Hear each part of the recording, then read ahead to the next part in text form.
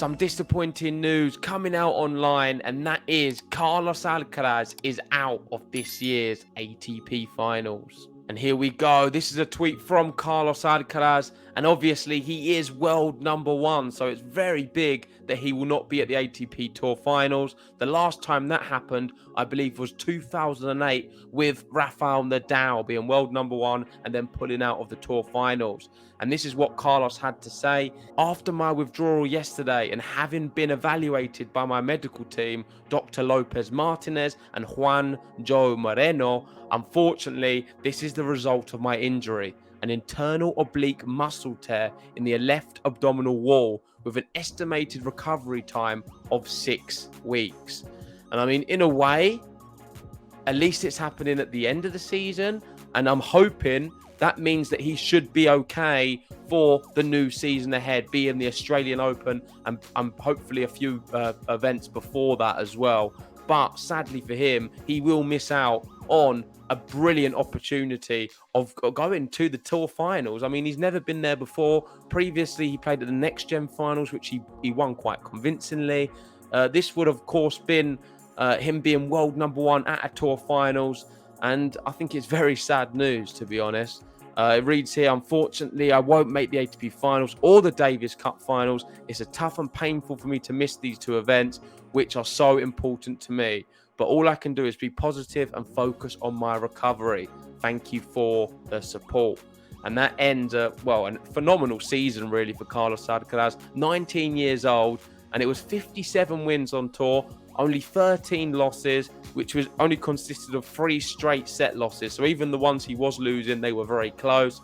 5 titles, 1 slam being the US Open, 2 Masters titles, 2 ATP 500, and 7 finals. So he's up from 32 in the world to a very likely year-end number one, but we'll talk about that in a second.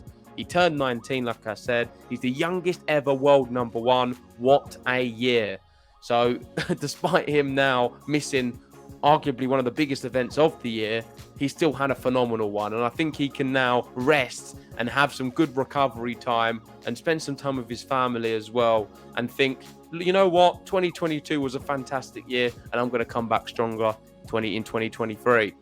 The next one is from Vanch. I think this is a good one, saying, I'm so glad Carlos Alcaraz withdrew from Turin and Davis Cup. Smart boy. He's in it for the long game.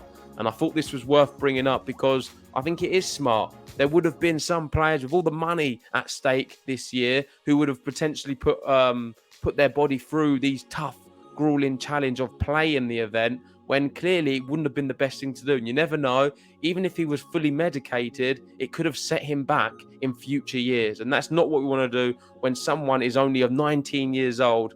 And, well, let's be honest, I think he's in it for the long game, as Vance says. This is another good tweet from Oleg, and it explains Alcaraz will finish the season as number one unless the following things happen. So if Nadal wins the Tour Finals, then Alcaraz will not be world number one.